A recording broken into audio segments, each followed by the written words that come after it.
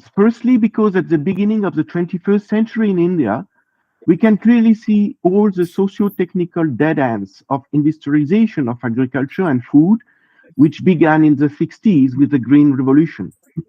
This revolution was above all that of wheat, rice, sugarcane, and cotton, which are now massively produced and even exported, but to the detriment of many other food, which have become expensive or are imported in large quantity to contain domestic prices. These dead ends and crises are of four major types, which characterize what I call in economics the Lewis trap. The first crisis is called the agrarian crisis in India. It affects tens of millions of workers who depend on less than a hectare of land to live. These micro farmers have become over-indebted and are even committing suicide because they cannot make profitable on small area agro inputs, which have become more and more expensive despite significant subsidies, and which can now only be really profitable on hundreds of hectares of monoculture with large machine, which will never happen in India, even in a century. This micro farmer also struggle to find decent work elsewhere, and many remain trapped in agriculture because the rest of the economy become less and less labor intensive due to the fossil energy intensive automation of human activity. As elsewhere in the world, technology, capital, finance also become increasingly concentrated in a few hands, which amplifies this jobless and highly unequal economic growth. The second crisis is in unbalanced diets and poison food, as it is now said in India, which leads to the persistence of undernutrition, but also to the growth of overweight and obesity, diabetes and cardiovascular diseases, cancer epidemics attributed to the use of pesticides. The third crisis is a massive and worrying erosion of natural resources on all fronts: soil, water, air, and biodiversity. It is a real ecological suicide, as I often say, which comes on top to the suicides of over-indebted micro farmers.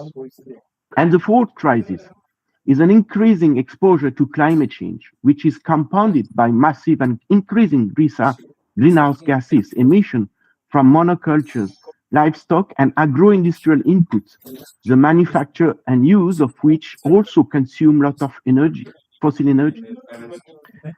In response to this deep socio-economic, food, and environmental crisis, the government of Andhra Pradesh has encouraged and institutionalized since 2016 an alternative form of agriculture now called Andhra Pradesh Community Managed Natural Farming, which gives the acronym APCNF.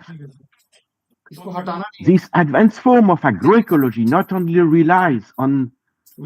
no longer relies on lab seeds that only produce with a lot of water, fertilizer, and pesticides, but on the local combination of many plant and animal species that feed the soil food web and allow microbes to work and plant to produce a lot, 365 days a year, without chemical or organic fertilizer, without pesticides, and with little or no irrigation. The technical principles of natural agriculture are adapted and implemented locally by community, primarily of women, within an institutional framework that is also complex and very innovative. I documented these experiments and institutionalization in the article mentioned at the top of the slide. Today in Andhra Pradesh, about 1 million micro farmers practice this natural farming, which make it for the moment the largest agroecological transition in the world. This natural farming is a complete paradigm shift from the industrial food and farming regime that is today dominant in India and elsewhere in the world. This agro-industrial regime presents, in my opinion, two major characteristics. The first is a specialization in a few standardized mass production to allow their robotization and generate economy of scale, the profit engine of any industrial activity. The second characteristic is the use of input produced by conventional science and industry to increase the land and labor productivity, provided you can purchase and make profitable over large area this genetic material, chemical fertilizer, pesticides, machine, and now digital technology and artificial intelligence. This paradigm of modern economic growth leads to what Peter Timmer has called a world without agriculture, a world where agriculture represents less than 3% of employment and less than 3% of GDP as today in all OECD countries. In agroecology, on the contrary, the land and labor productivity are based on a mosaic of local agro-eco socio-systems, which, each in their own way, stimulates and optimize biological synergies between multiple plant and animal species above and below the soil, from fungi to cereal, legumes, and trees, from bacteria or worms to large bovids. The big problem with this potential multitude of unique and complex agrosystems is that they are very difficult, if not impossible, to finally model, unlike industrial agriculture with its few products and very simple input-output relationships that science has documented for over a century. And when we do not represent these complex and multi-dimensional agroecology models, or when we use data from industrial organic agriculture to represent it, we do not see a better future than that of industrial food and agriculture, with its ever more expensive technology, now to make it more smart or environmentally friendly. Thus, at the IPCC for climate, at the IPBES for biodiversity, at the FAO for food, or at the World Bank for development, there is no representation, no scenario of micro agroecology developed on a large scale, which in fact completely make this option invisible for the future. This should raise questions for our scientific community, especially since first observation and publication shows that natural farming as practiced in Andhra Pradesh and probably in Himachal Pradesh provide many food, environmental, and socio-economic benefits, such as those listed on my slide. To compensate for this lack of agroecological scenario in India and elsewhere, and to try to convince scientists and decision makers that agroecology can be an interesting option, even if we cannot model it in detail, we therefore started in 2019 a Foresight study using the Agribiome macro-bioeconomic model that I have been developing since 2006 for collective exercise on the future of food and agriculture. Agribiome does not work alone and only with theories, techniques, and data from the academic world. In reality, Agribiome can only work with two other components that are just as essential to this device for Foresight study, namely, on the one hand, a think tank, bringing together various expertise and knowledge from scientists to farmer representatives, and on the other hand, vision and narrative of ideal scenario for 2050, one carrying the value and choices of the industrial socio-technical regime, and the other of agroecology. Agribiome was designed as a simple, flexible, and transparent digital macro-bioeconomic tools that includes, since 2019, a Lewisian submodel focused on employment, labor productivity, and income inequality, because these issues are, for me and others, three major challenges in the 21st century. Of course, I don't have time to present the methodology in more detail, but I have put on this slide two publications that do so, namely a 2020 article focusing on the global agreement Foresight published in 2011, and our book on this Foresight study, Agroeco 2050 for Andhra Pradesh, a 140-page book which should be released next month by FAO after a 12-page brief published in August this year. I will now conclude by presenting the main result we have achieved and which I hope will help to fuel debates and policies on agroecology in India and elsewhere in the world, for example, in Senegal, where we have also implemented a similar Agroeco 2050 Foresight study, which already led in October 2023 to the visit of a delegation from 7 African countries to the field of natural farming in Andhra Pradesh. Thus, for Andhra Pradesh in 2050, and compared to a scenario of intensified industrial food and agriculture, we show that a complete transition to agroecology would allow to regenerate and cultivate 365 days a year plus 2.8 million hectares of land left fallow by industrial agriculture. To produce plus 1,000 kilocalories per day and per inhabitant of food which will also be indisputably healthier, more nutritious, and balanced. Should also secure an analytical income between small agroecological farmer and larger industrial farmer, thanks above all to very significant cost saving in irrigation, chemical or organic fertilizer, seeds, pesticide, and fossil energy. It should also lead to reduce our unemployment indicator from 30%, which is also currently the rate for India, to 7%, thanks to twice more jobs in agriculture than in the industrial scenario, namely 10 million farmers in 2050 instead of 5 million in the industrial scenario. It could also reduce the income gap between non-farmer and farmer from 47% to 22%, which would seriously address the current poverty and agrarian crisis. It could also increase the general growth of the economy, what we say the GDP, from 6 to 6.5% per year, which is very important. Overall, this would not only make the economy stronger, fairer, greener, and more resilient to economic or climate shocks, but will also reduce the cost of human and ecosystem healthcare while saving the billions of euros in subsidy currently granted to further develop the global socio-technical regime of industrial food and agriculture.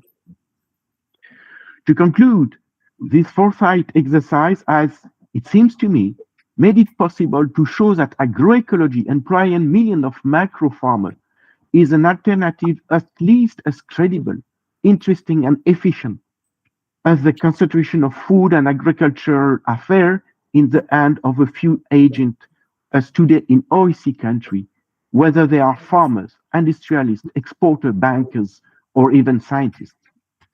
Each socio-technical regime actually holds very different value about wealth, happiness, society, and nature. I will just, because my time is over, I will just skip to the last slide, and thank you for your attention and the question you may have. Thank you. Yes, thank you so much, Bruno, for condensing a massive macroeconomic effort on agroecology, the first time in the world in 15 minutes. I don't think your work of over 2 years and then again of another 15 years is doing justice in 15 minutes, but I think you've done a brilliant job in summarizing and bringing this to the attention of all. What we will do now is that we have a very decent panel with us today, a set of experts who have been witnessing a lot of research, a lot of outcomes on sustainable food systems transformation or various kinds of attempts which are being made to use certain specific innovations and bring it up to light, bring it up to the public domain at a national, international level even. And my request to all the panelists present today, initially we will just do a round of comments from you. You have heard what Bruno has shared with all of us, a macroeconomic point of view, where agroecology, if it is extended for foresight to 2050, then no scenario leads to a Sri Lanka. There is absolutely no modeling result which says we will die of hunger. So all these aspects which are being floated around, Bruno studies an answer, quantitative qualified answer to all those doubts from a macroeconomic perspective based on analytical modeling, historical data, to try and generate a foresight of what will happen in 2050 if we continue in this path of natural farming versus industrial agriculture. Yeah? And the second last slide which Bruno shared with us, there were parameters that there will be retained or increasing farmland under cultivation. The number of farmers will remain the same or go up. They will not reduce or be reduced to penury, as like we are saying in urban areas. Farmers are migrating to the cities and becoming laborers. And incomes will increase or it will remain stable in both the scenarios. Plus the fact that there will be great amount of employment generated because agriculture is the biggest employer in India. Yeah, all of us working in this sector know this very, very well. So I will just request the panelists, maybe you can take 2 minutes briefly for your comments, and after that we will have an open discussion as well as we will try and take the questions. Then the chair and co-chair may like to summarize towards the end of the session. Ashish, I think it would be better if you introduce the Deputy Director General, who is representing the government of India at ICR, and then people like Honorable Vice Chancellor of Future, that are part of Secretary of India. So you can just introduce. Okay, Bruno, we had already informed that we have a high list of dignitaries attending this event. We have experts from ICAR with us. We have civil society experts who have been working in this domain for over 3 or 4 decades with us. We have the vice chancellors of 2 state universities in the Himalayas, Uttarakhand as well as in Himachal Pradesh. So all the recommendations which are coming out of these discussions are being recorded, and in likelihood it will be sent to the government of India. So this is just to set the base of where we are and the level at which we are having this discussion for the knowledge of all. With this, perhaps we can move towards the panelists so that we can also conclude on time. First, I'd like to invite Mr. Kapil Shah. Kapilji has been in the forefront of sustainable agriculture in India for over 3 decades now. He's a gold medalist in plant genetics. But he is also a very noted Gandhian who has been working in this domain for the benefit of farmers from Gujarat and also all over India. So maybe in 2 minutes, Kapil Bhai, we can hear your point of view. Thank you. Thank you, Ashish. Please pardon with my English. We'll try to make it as brief as possible. I was just thinking, what should I speak? And most of the things I've already said, but the people have already spoken about it very well. And Agarwal Saab was very much asking what should be this comment. In 2 minutes, you can allow me. The problem arises, which we describe and we spend about 40% of our time in description of the problems which have been avoided because we all of us know from top to bottom that there are problems and we need to shift toward the alternatives. So the criteria to measure the system is the problem. If I tell some of you, if मैं अब जो बोल रहा हूँ किस square metre में बोल रहा हूँ, so would you measure my volume of this voice in square meter? No, it's decibel. The criteria matters. That was a time where we were talking about yield per acre. Now this Prime Minister was the Chief Minister of Gujarat.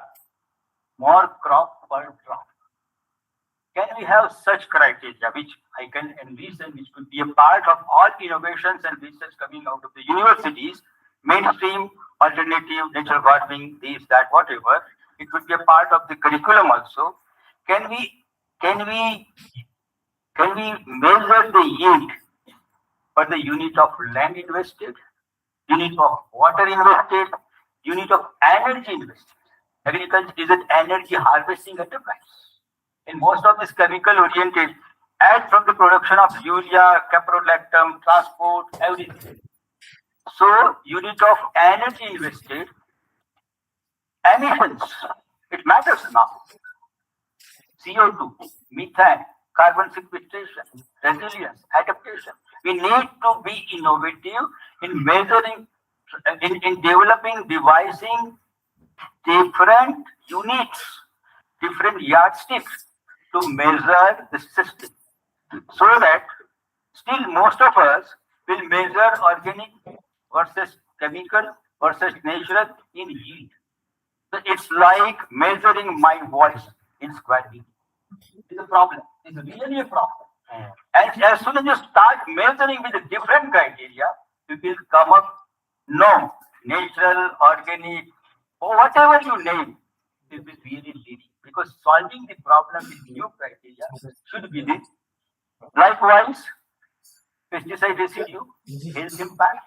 Is there a criteria, a device which can impact Punjab? What has happened to Punjab, if you would have measured the health of the Punjab in the introduction of the Green Revolution, come. Number of hospitals come out with that as criteria, very crude criteria. Unit of Group B invested. Small farmers can't invest such a huge amount about behind chemicals, seeds, tractors, and diesels. So we will devise a system which requires resources. They can afford. Where universities are coming with all kinds of facilities, irrigation and everything. And the two poor farmers, most of them, 80%, less than 1 hectare of land, they can't. So how this all recommendations coming from Cornell, Wisconsin in early 50s to today can still be used? There is a problem. If you no need to do any other thing initially, just develop criteria, measure all recommendations with it, and then definitely nature farming will come up. Another mistake which I see we have made with the farmers. Bruno, we can stop to share so you're visible. We don't need to give, or I would say we need to give science to the farmers, not practices, not selling the products. This is also a problem with the old model of agriculture. So if you again go with selling the products, it could be Jivamrut or Ganjivamrut, which is available now on Amazon, or vermicompost, or we go with the selling, preaching a practice. All the practices of natural farming have come up from the farmers basically because they were knowing the science. This is the innovation required. Let the new generation of farmers come up with the new practices every day, for every crop, in every region. Before coming to here, because I couldn't talk in air, I spent one full day before yesterday, with the farmers. I met farmers, NGO representatives, a village representative, woman representative of a women group, to know the reality of Himachal. 10 million farmers in Gujarat. Let me tell you, this matter I would have definitely been very happy. This is not the reality. Many of the farmers are quitting natural farming. Why? We need to understand, we don't boast beyond the limit. It's not a royal rule. We need to be very practical, innovative. Thank you so much. Thank you so much. Now I'd like to invite Professor Miriam Matt to present her views. Thank you, Ashish. Thank you, Bruno, for the nice presentation. I will take a bit another point, but I would say that I totally agree with what you said, and I would say even more we should think in a systemic way and not thinking like, yes, the science knows everywhere, and we have to go to the farmers with our science. It's not science for the farmers, but with the farmers. And I really think that we have to think more systematic and also to involve the farmers in the system in which they are working and in relation to the macro scenarios developed by Bruno and it works since 20 years. We are working at INAE, but they also work on the same type of issues at CIRAD. Is not to have this scenario at the macro level, but to work on a micro level with the persons of the system, the SAS that we have developed, that are developed in the Agropics program, to try to make people understand that they will be successful if they work in a systemic way, if they work together, and if they are able together to build a vision. So it's not the macro vision of Uttar Pradesh, but might be the micro vision of a district, of the district of Karso or Shobal or whatever. And having this vision, which could correspond to the micro scenarios or the results that, because if I look at some of the results of Bruno, we could also find similar types of things, but more in the shaped in local way. And then I think what is important is, okay, the scenario, okay, try to make people innovate together, but also make the people think about the pathway to go to the vision. This is something I think.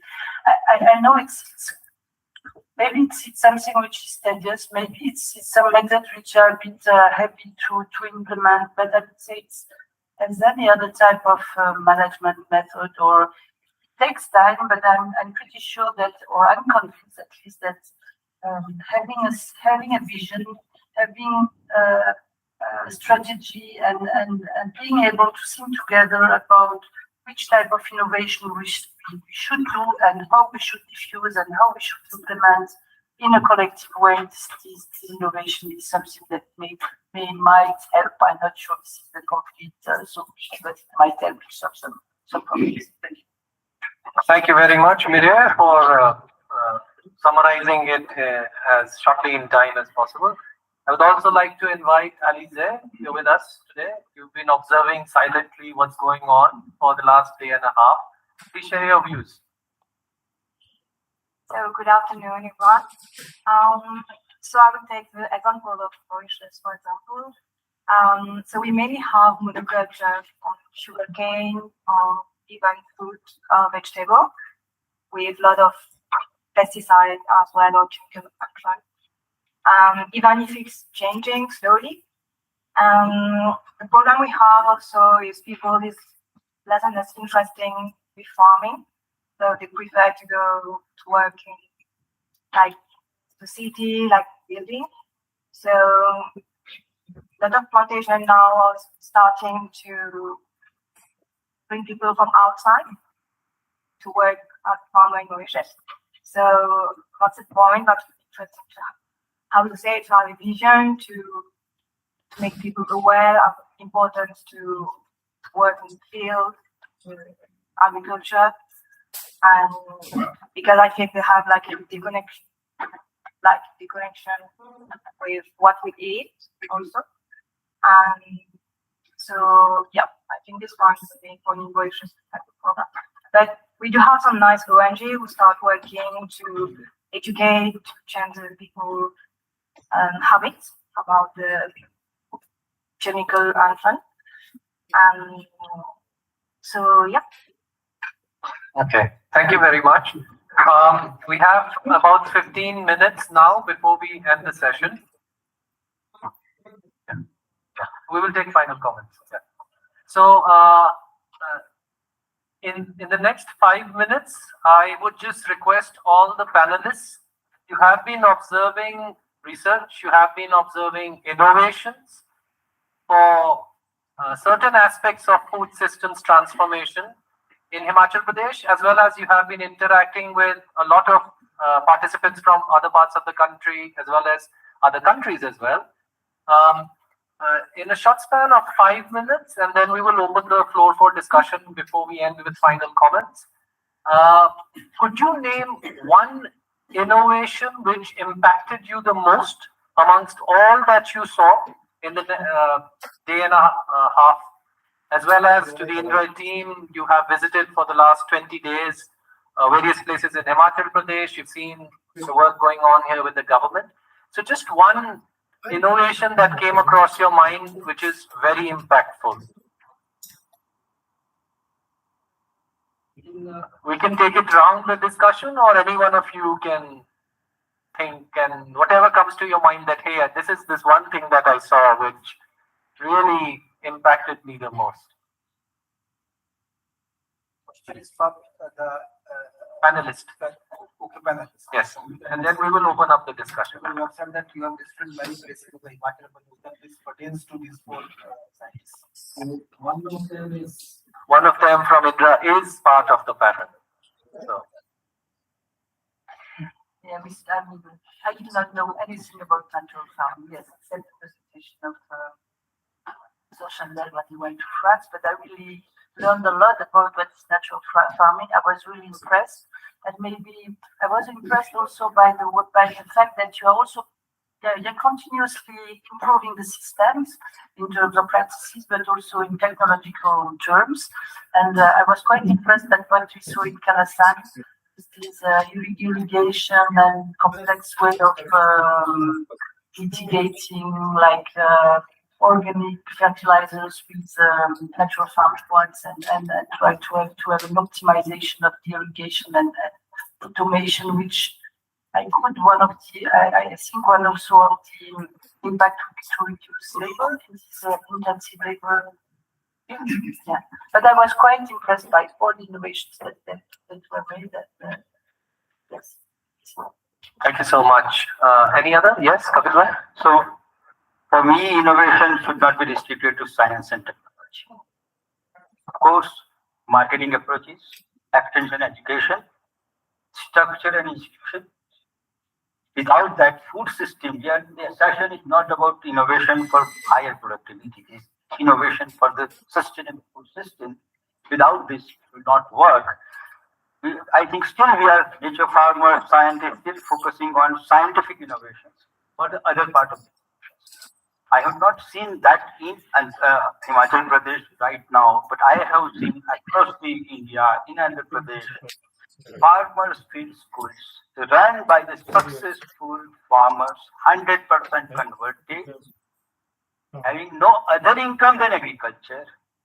If we have such schools, 2 schools in every district, could be the best innovation for promotion of sustainability. Thank you so much. Lisa, would you like to give a comment?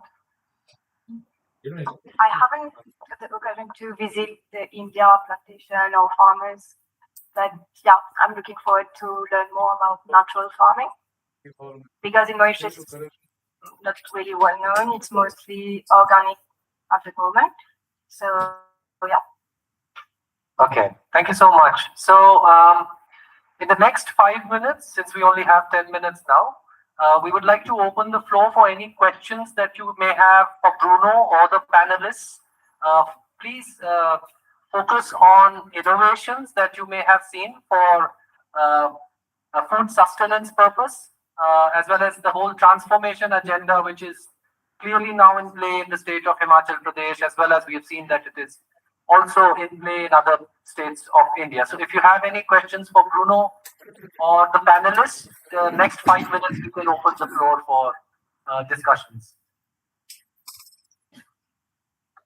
Yes, the mic is there. If anyone would like to ask a question or make a point, please feel free.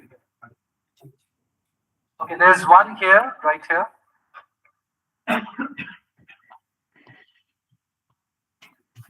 Thank you.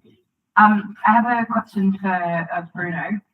So one objection I hear a lot from people with respect to natural farming and also organic is that it won't be able to feed a whole country or it won't be able to feed cities. What would be your answer to that? What are you seeing in the macro trends? Shall I answer now? Yes. Yeah, that's exactly which was an important part of our study, collective study, participative study. And as you see in my presentation, one important point is that through natural farming at scale, we can produce, compared to the industrial scenario, in fact, we can produce much more food. We quantify this it could be up to plus 1,000 kilocalorie per habitant and per day, which is enormous. And in fact, this is mostly due not to higher yield. We took, in fact, the yield in 2050 for natural farming is lower than the one we assume for industrial agriculture, because in fact this yield is measured in calories, and we in the production, in the food production for in natural farming, you have less calories but more, I mean, the calories are very different, and you have much more also micronutrients. But the calories, there is a much better balance between carbohydrate, lipids, and proteins. So it is much better balance. So that's why we assume that the yield will be less in calories, but much it will be much better food, much balanced, better nutritional food, etc. And but the most, why we produce so much, because there will be a regeneration of land of 2.8 million hectares of land left fallow by industrial agriculture, because, and mostly it will be in red-fed area. And myself, I was surprised when in this study, because I saw in the past trend from the 60s a huge increase in fallow area in Andhra Pradesh. In fact, because it mostly in red-fed area, because this is not profitable. These rain-fed area are not profitable with industrial agriculture. Okay, so we expected in our study that this fallow land will increase in the future with industrial agriculture, while the yield in kilocalorie will increase according to the past trend. But in the natural farming scenario, we expected the increase in yield will be lower due to a different composition of the food, much healthier, balanced, etc. But a huge, 2.8 million hectares could be regenerated by natural farming, and could also increase what we call the intensification, the land intensification, because it can go, and we already observe this in Andhra Pradesh, especially in the southern region, that we can produce, the farmer can produce now 3 crop, all over the year, with no irrigation or little irrigation.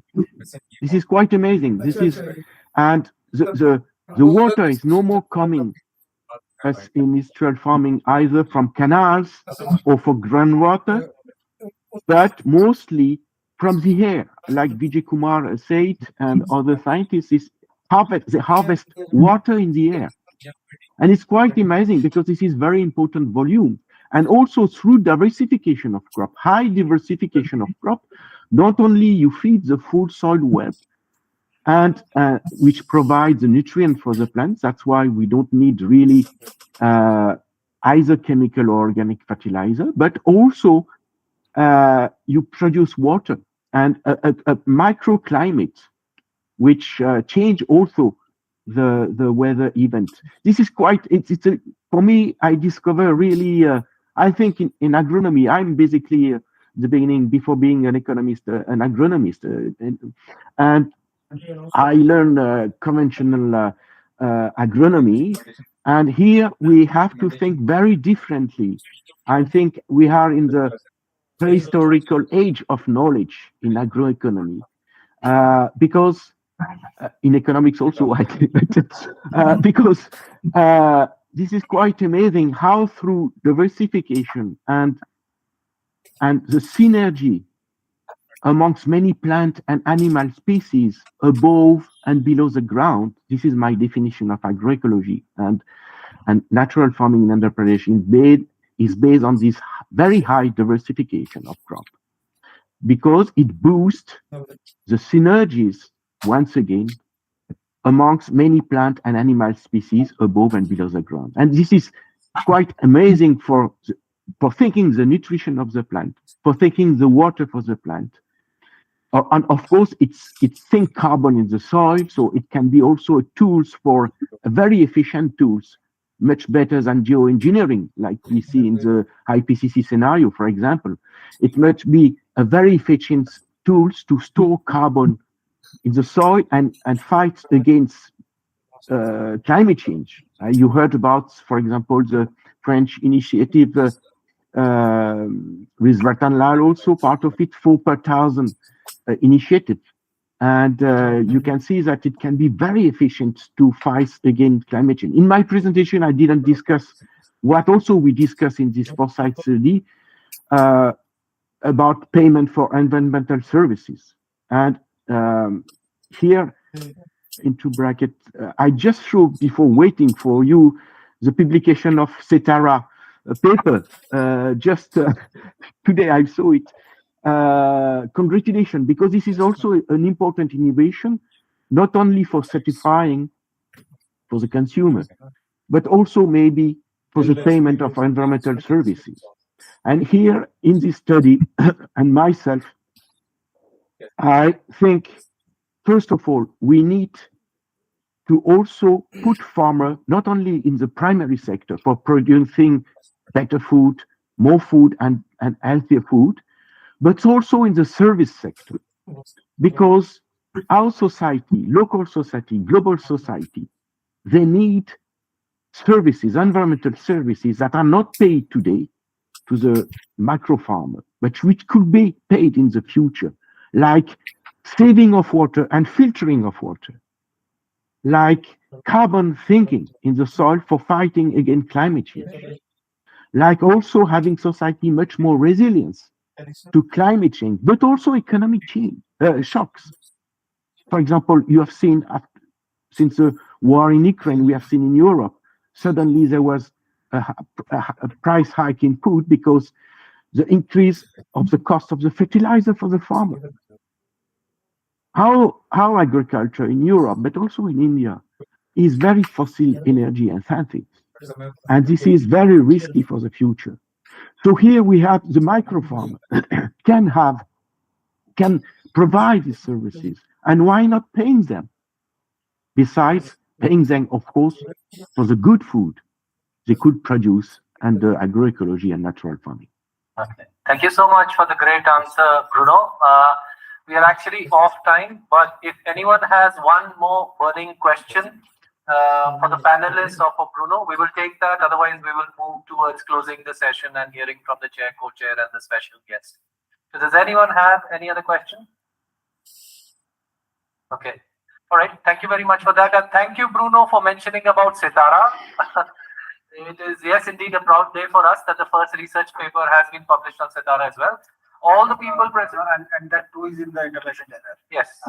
And to all those present here, if you would like the paper or the brief which has been published, which Bruno has worked upon and in a participatory basis, it is available online. We can send you the link. And as Bruno has indicated, the entire study will be released by FAO hopefully next month. Yeah, but the brief is available. And if you need any more data, we will be happy to provide that to you. So thank you so much for that, Bruno. Now I would like to hand the session back to the chair and co-chair. The chair today with us is Professor Rajeshwar Singh Chandel, and co-chair is Professor Alison Loconto.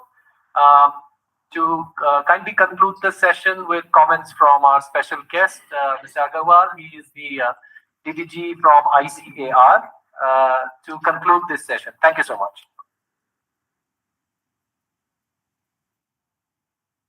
So, Alison, please. Okay, thank you all so much. I won't say very much, but I do want to say that I think the type of study that Bruno presented is really quite important for thinking through how to change. And as Myriad had mentioned, it's quite important to do this at many levels. And so having this kind of macro overview, as well as more local scale and direct interventions, are extremely important. And out of the panelists' comments, I thought they were all very helpful, but I was really I took note the point about the metrics, because this is something that I've talked about and I work a lot on. And when this scenario was being presented at FAO a few months ago, during an international Foresight meeting, we were visiting the different types of Foresight studies that were done, and this study was presented there, and somebody from a multinational pesticides company posed the critique about this question of how can we accept producing fewer calories per hectare? And the person representing the European Commission said, yes, how can we accept reducing the number of calories per hectare? And I think it's the wrong question. I fully agree. And this is something that we just talked about yesterday also in my presentation, the introduction of a metric for a sustainable and healthy diet. And we see when we begin to do that, that nobody in the world is able to do that for their entire population.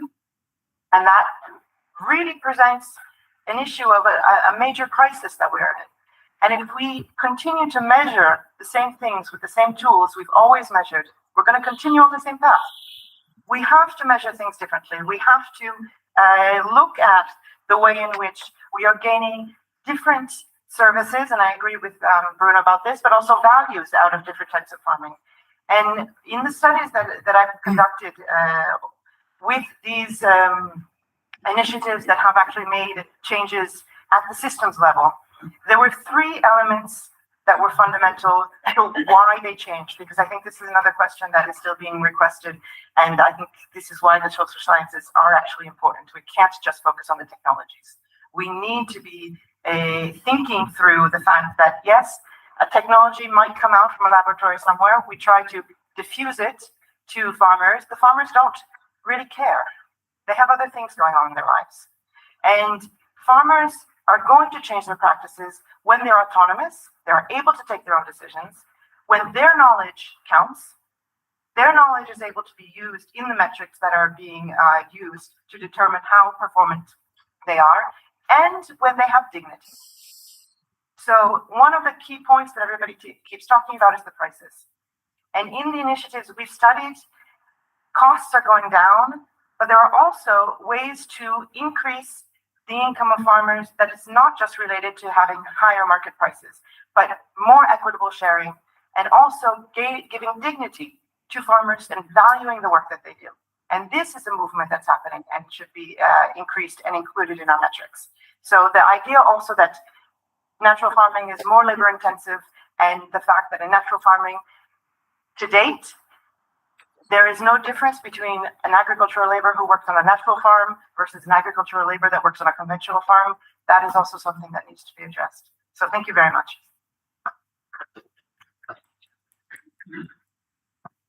So I would like to have the comments from our Honorable Deputy Director General ICR, Dr. R.C. Agarwal. Thank you very much, Chairman Sandeep Saab, and the co-chair and all the panelists. So it was a great learning to listen from eminent person like Bruno, and especially I liked the viewpoints that whether we are going to feed the big population in times to come, which is the biggest challenge. And that's really a good knowledge for all of us to know about all these things. And I can always say that opportunity is the mother of innovation. So it's a great opportunity for all the, we all talk for innovations. And for these innovations, I think we can really come out with new strategies. For I can just say, listen, just talk for the dignity of the farmers. We talk many other points, and our other colleagues also have given a lot of inputs. Others also talked many good points for all these things. So, natural farming can be really a good initiative, a good beginning for future, because even today, we are not talking only for the food at the global level. We always say we want this quality food, and we are also concerned with the food safety. So for all those points, I think natural farming can be a very good source as far as the food safety is concerned, as far as the quality of the food is concerned. And for that, I think we have got really very good recommendations for this from this session. And I would like to request the chairman of this session and the convener, Francis, and all the eminent speakers, and especially the Bruno, who has taken time to just educate all of us about this Andhra Pradesh model. I think Andhra Pradesh model can be very good, and this Himachal Pradesh model.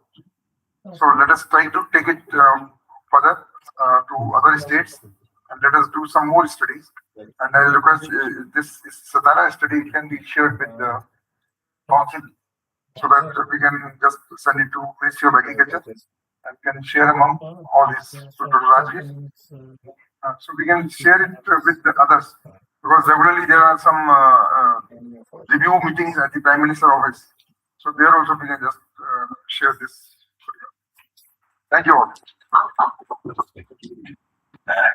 Delhi बस एक second, क्या Bruno का एक lecture detail में देश के खास तौर पर पंजाब हरियाणा के किसानों के लिए वो अंग्रेजी में बोले और साथ साथ में ट्रांसलेशन हिंदी में कोई करे, एक स्पेशल सेशन रखा जा सकता है. But we would like to, yeah, Bruno, there's a special request from representatives of Punjab and Haryana to have a lecture or a session with you, and they will arrange for translations appropriately. So if you're available, and then do the detailed lecture, particularly about of feeding the world, because the main problem in Punjab, when we say organic or natural, they say you will arranging the death for the people by hunger. So you have very extensive work. Bruno, are you with us? Can you hear us? Yes. Camera is off, so maybe you heard the comment. Yeah. Yes, I heard the comment. I just want to mention that I already discussed with Punjabi farmer, but it was before starting this study. In fact, it was in we had a seminar in Punjab. It was in 2017 or 2018, but I will be delighted because Punjab is a big piece for thinking and big leader for thinking or changing the agri-food system in India and elsewhere in the world. Yes, I'll be delighted. Thank you.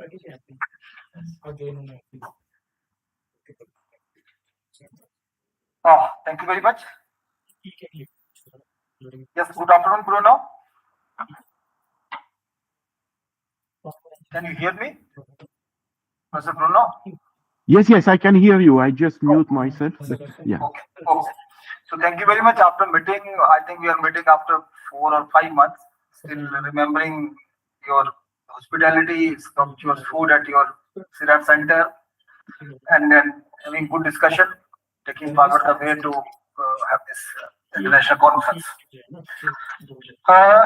Yes, you have, I think, well described about the assumptions of the agroecology, how you should go and how should be the way of the measurement at macro level.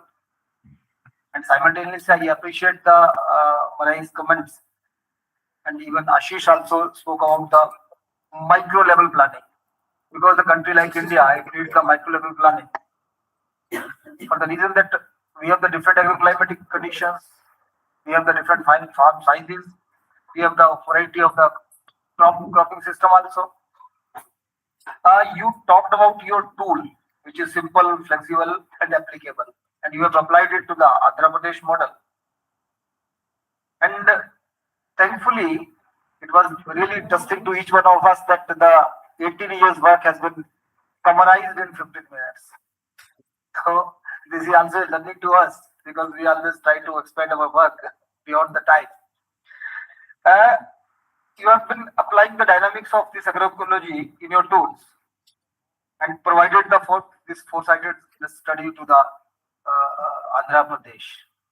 But this comment, because to the Alison is, can this foresighted study could be the part of agronomics? Yes, for future planning perspectives of the project. I cannot say yes right now. No, just this is further discussions. thank you very much. Then you have made it much clear, which could be the eye openers to our bureaucracy and the political dispensation, that yes, you have found that it is reducing the consumption of the water. It is helping to take away the farmer from the debt. Then it reduces the difference between the income of the bigger farmer and the small farmers. Yesterday, I listened talk about the not listen, but I think Dr. Raidu talked about, or it's your presentation, for different kinds of the food and the prices of the food, whether the nutritional food or healthy food, it is affordable to the families. Just they are listed as the poor families. So truly, the natural farming has the answer for the nutritional food, for the healthy food, and for the cheaper food in terms of the cost, because it is reducing the cost of the cultivation. It is not pricing to the higher side as has been happening in case of the organic farming.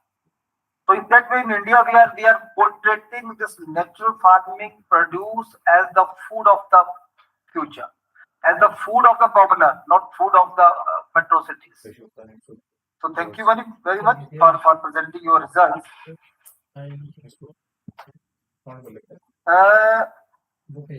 Yes, this was also very much important that yesterday the governor of the Gujarat has already explained, quoting your data, that this is not the cause. This is not likely to cause the danger like as has been happened in case of Sri Lanka, because natural farming is a well tested now way of the methodology. It is aligning with the practices of the common farmers, and we are taking the farmers away from that typical kind of the technologies. So this is the simpler to apply. Yes, Kapil Shah, you spoke very well about the measurement.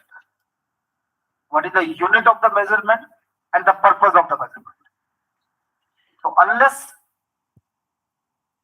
measurement of the yield in terms of the area, not area, and in terms of how the system has become productive. What is the productivity of the overall system, not of the yield? I think that would be the right answer, which we could portray to the global community. That it's not only the product of the natural farming, but it is what is the outcome of the system which it is yielding. So different yardsticks, they have to be evaluated, they have to be devised, so that the actual outcome of the natural farming, not only in terms of as has been happening in the institution, just still look at it as the productivity parameter, which is wrong. You have also asked about the studies from Wisconsin and Colonel, which is not true right now, as Ashish has just presented the paper of Sitara. A system devised in 70s for the certification of the organic agriculture. How it is possible to measure with the same yardsticks the farmer who is going to transit into the natural farming practices? So these are some of the questions which have been raised in this workshop, and hopefully the near future the answers are likely to come, or rather I would say ought to come. So thank you very much, all the speakers from Mauritius, from UK, other participants from the different parts of the country, from ICR, ADG Education, ADG Natural Resource Management. Our final request, I'm also proposing, acknowledging this request of Mr. Uminder to Dr. Bruno, if you can spare some of the time, where you can present your views to the farmers of the Punjab. We'll translate it into the appropriate language. Also for the ICR. Also for the ICR and cabinet of the central government. Yes, that ICR members were part of the expert committee, by the way, on this study. So thank you very much for accepting this our invitation. And again, sorry for keeping you waiting for 45 minutes because our session was delayed by 45 minutes. So, but still you managed it to manage your calendar. Thank you very much. I would like to thank also Alison for sparing your valuable time, making the important comments. Honorable Vice Chancellor, Dr. Pravinder Kaushal, and finally the Ashish, who is the moderator, and your moderation and particularly for the natural farming is invaluable to us. Thank you so much. Thank you, everybody. Thank you, Bruno. Hoping to see you very soon with some planning from Himachal Pradesh and from Alison also. Hopefully, I can see. Thank you very much. Thank you, Bruno. Thank you. So much. Thank you. Thank you.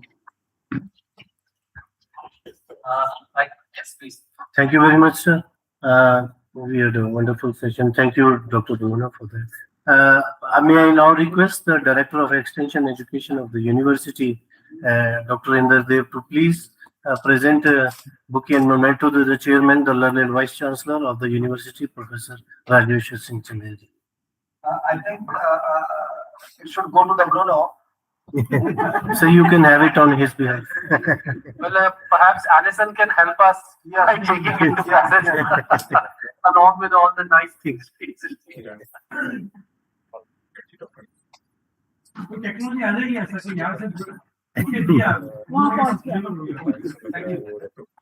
Next session is upstairs. Yeah. Thank you very much. May I also request the Director of Extension to please present a memento to the co-chair, Professor Ellison also.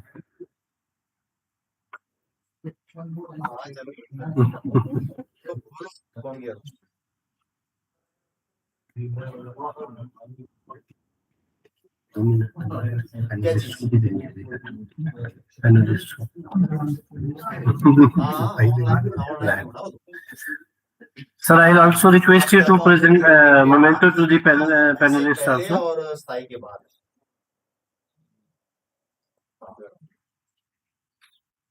Mr. Kapil Shah. Mr. Kapil Shah, please. Okay, sir, let's see you. Okay.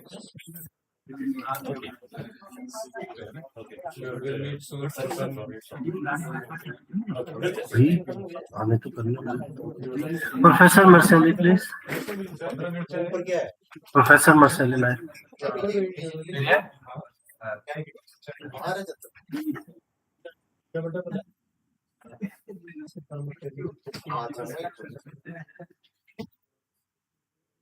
Albigenix from Mauritius. No. LBZ from Mauritius.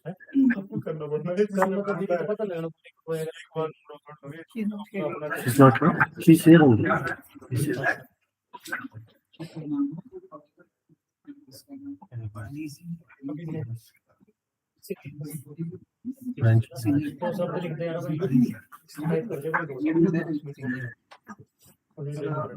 Sir, I'll also request you to please present a memento to the moderator for the session, Mr. Ashish Gupta, please.